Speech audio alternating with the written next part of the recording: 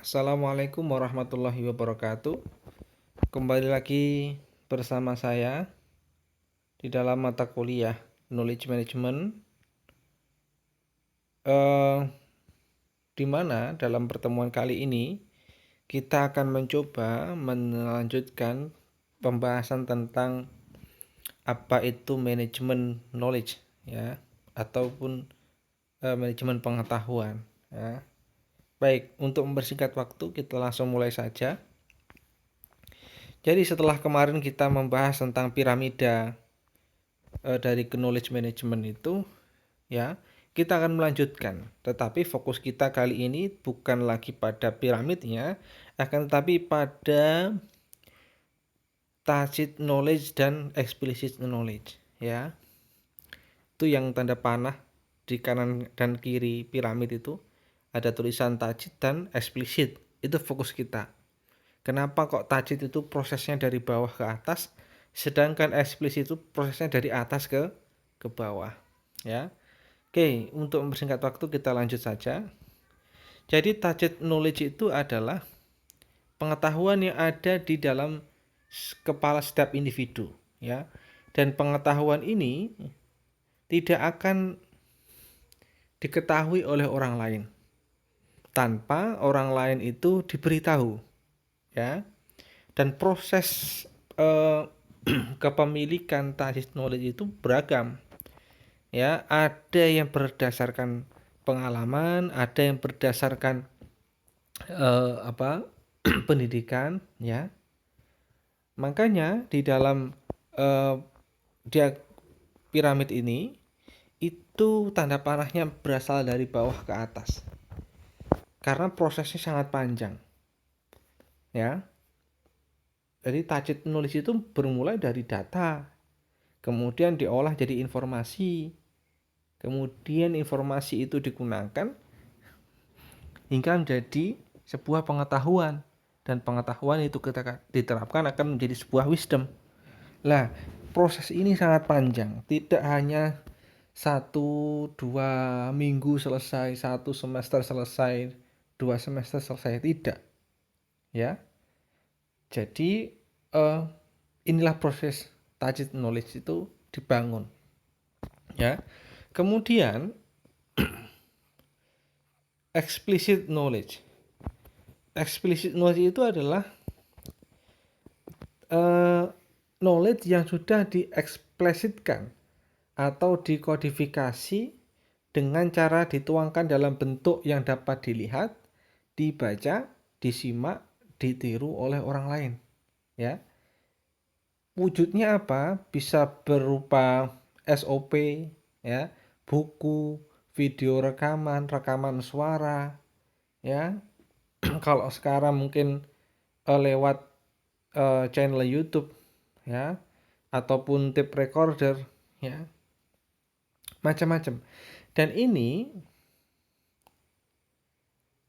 ketika pemilik dari tacit knowledge itu sudah tidak ada, dalam artian dia semisal saja sudah meninggal, maka hanya dengan rekaman itu, buku, video dan sebagainya, orang lain masih dapat mempelajarinya, ya, mempelajari pengetahuan yang dituliskan itu, direkam itu, ya. Maka kalau kita hubungkan di dalam piramid ini, kenapa kok panah itu dari atas ke bawah? Karena ini adalah proses eksplisitkan sebuah pengetahuan, ya. Proses menuangkan ilmu pengetahuan ke dalam sebuah bentuk, berbagai macam bentuknya. Ada yang bentuk cetak, ada yang bentuk digital, ya. Terus seperti ini.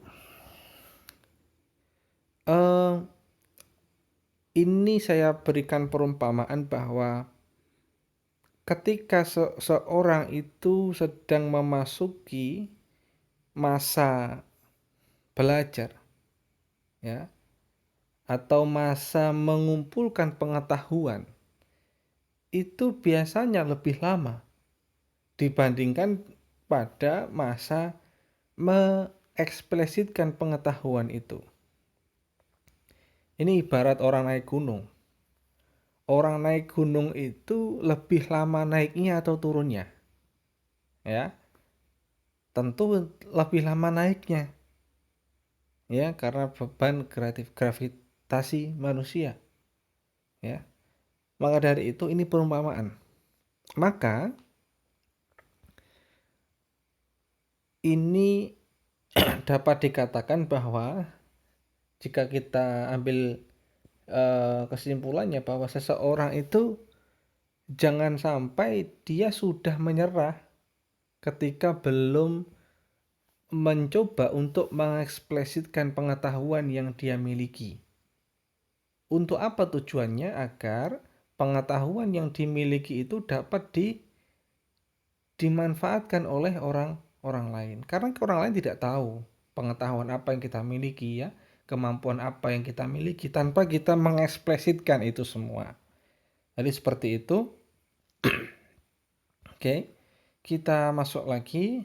Oke, sekarang apa hubungan knowledge dengan kinerja? Ya, jadi eh, kita lihat dari segi sini dulu. Jenis pengetahuannya. Ada pengetahuan yang sifatnya basic, advance, dan inovatif. Ya, jadi seperti ini. Ketika seseorang itu menerapkan sebuah pengetahuan itu di dalam sebuah organisasi, itu akan menghasilkan sebuah kinerja. Ya. Dan apabila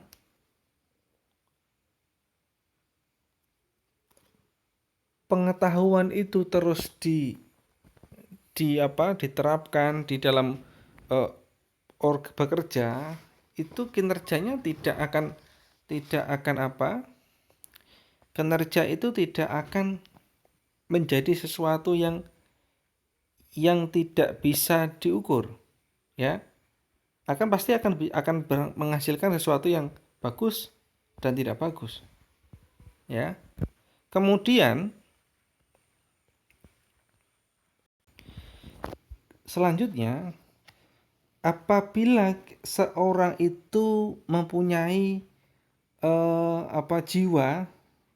jiwa knowledge worker, atau ya istilahnya lebih mudah dikatakan haus terhadap sebuah pengetahuan, maka seseorang itu akan selalu belajar dari setiap kinerja yang dihasilkan, ya.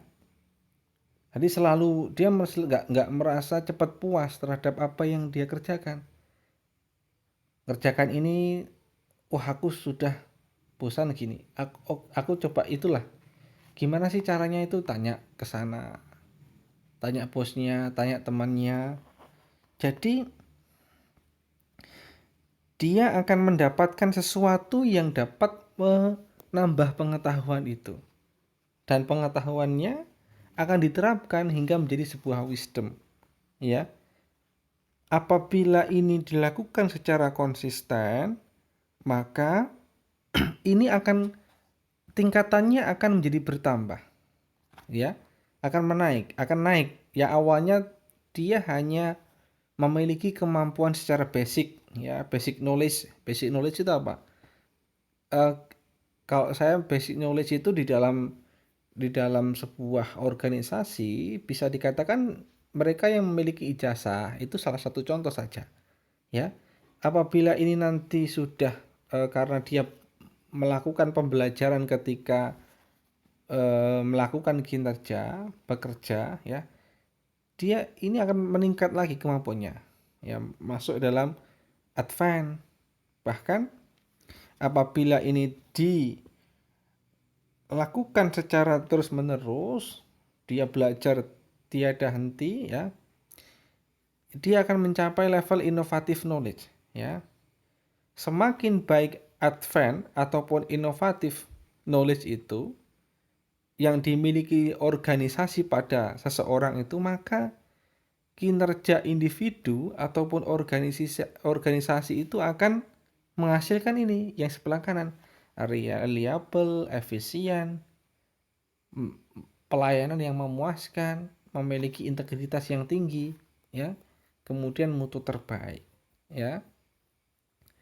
Jadi intinya adalah bahwa seseorang itu apabila memiliki niat untuk selalu belajar, tidak gampang berpuas diri, walaupun itu di dalam organisasinya ketika bekerja, itu akan menjadi sebuah aset bagi organisasi, ya. Ya, jadi pimpinan itu kalau melihat orang, wah anak ini tekun, anak ini rajin, anak ini disiplin, dia mau beradaptasi terhadap organisasi ini, pasti itu akan menjadi sebuah aset di dalam perusahaan itu atau organisasi itu. Dan ini mungkin semisal ada PHK besar-besaran, ini salah satu orang yang dipertimbangkan tidak akan kena PHK semisal, tidak akan kena pecat, ya, pemutusan hubungan kontrak kerja, tidak akan, karena ini sebuah aset. Asetnya apa? Ya pengetahuan yang dia miliki itu, ya. Bedakan dengan seseorang yang dia secara basic knowledge-nya punya, ijazah punya, tapi ketika bekerja dia hanya bekerja umumnya saja. Masuk jam 8 ya jam 8, pulang jam 4 jam 4. Kinerjanya monoton, ya, monoton. Masuk, kerjakan apa tugasnya, selesai. Sampai pulang besok seperti itu lagi, ya. Itu mungkin saja dia tidak akan bisa bertahan lama di organisasi itu karena hanya monoton. Ya. Kalaupun ada masalah di dalam perusahaan, mungkin dia bisa jadi kena imbas. Ya. Ini akan berbeda dengan semisal dia rajin, ya, tidak cepat puas, selalu belajar dari apa yang dia kerjakan, maka kemampuannya akan bertambah, tidak hanya basic tapi masuk ke dalam advance, kemudian kepada inovatif. Oke, kita lanjutkan. Oke, ini ya, ada basic, advance, dan inovatif knowledge. Basic itu knowledge yang dimiliki setiap individu tergantung tingkat pendidikannya, ya. Berarti ijazah, ya, itu salah satu basic knowledge, ya. Kemudian ada advanced knowledge, merupakan pengetahuan yang dimiliki organisasi untuk dapat sukses melakukan visi misinya. Ini biasanya dimiliki oleh masing-masing pekerjaannya. Pengetahuan ini berkembang di organisasi dan diterapkan oleh pekerja secara individu maupun kelompok. Ya, jadi ini tingkatan dari apa yang sudah dia dapatkan ketika dia melakukan kinerjanya. Kemudian ada innovative knowledge, merupakan pengetahuan yang dihasilkan dari sintesis advanced knowledge oleh pekerja di dalam organisasi. Dan ini akan berdampak signifikan terhadap keberhasilan organisasi, tidak mudah ditiru dan memberikan keunggulan kompetitif bagi organisasinya. Jadi ketika sebuah organisasi itu punya saingan, ya, punya saingan, dia tidak akan pernah merasa takut. Karena apa? Dia punya aset ini, aset seseorang yang sudah matang, punya innovative knowledge, ya. Mau kayak apapun saingannya, sudah tenang saja. Karena apa? Dia punya keunggulan di dalam organisasi itu. Apa keunggulannya? Ya orang-orang ini, ya. Contoh. Kalau seandainya kalian itu menjadi seorang pustakawan, kalian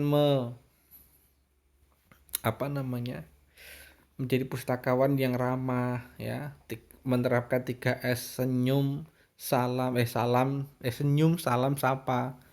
Itu pasti kemudian akan menjadi lebih sering diajak untuk kegiatan-kegiatan di bidang perpustakaan, dibandingkan dengan pustakawan yang hanya pasif. Dia hanya bekerja semampunya, cuek, ya, tidak pernah menyapa kalau tidak disapa, masa bodoh, yang penting aku, hmm, bukan kita, ya itu sebenarnya eh, memberikan dampak buruk pada perpustakaan itu. Jadi saran saya untuk kalian semua yang nantinya adalah calon-calon pustakawan, calon-calon apa orang yang bekerja di bidang kearsipan, di bidang informasi, ya, itu jadilah orang yang tidak cepat berpuas diri, ya, selalu belajar dari apa yang dikerjakan. Jadi pengetahuan akan semakin meningkat, step by step akan meningkat. Oke, kita next. Ini manfaat knowledge management. Ya, ada yang namanya membangun standarisasi proses kerja.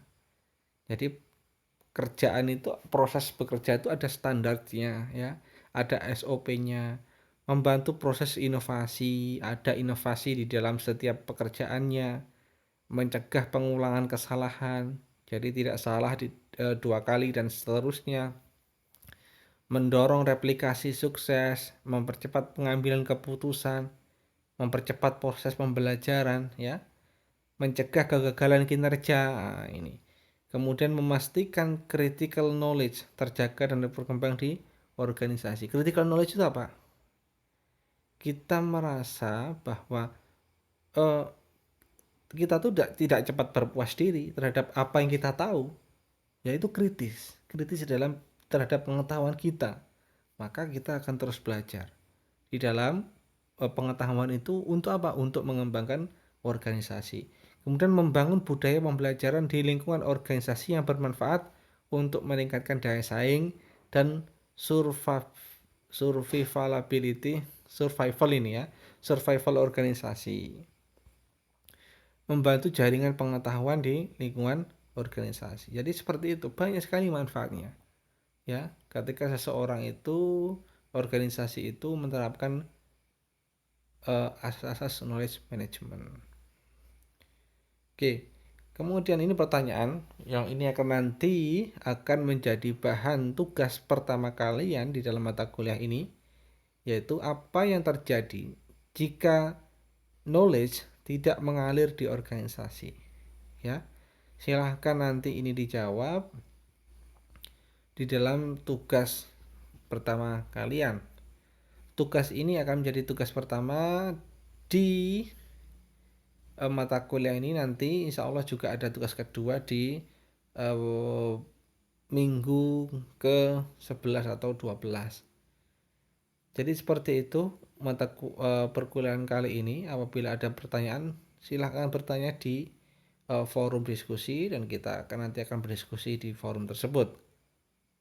Dan jangan lupa untuk tidak skip mata kuliah yang saya berikan agar pemahaman kalian akan terus berlanjut step by step tanpa terputus. Jadi seperti itu.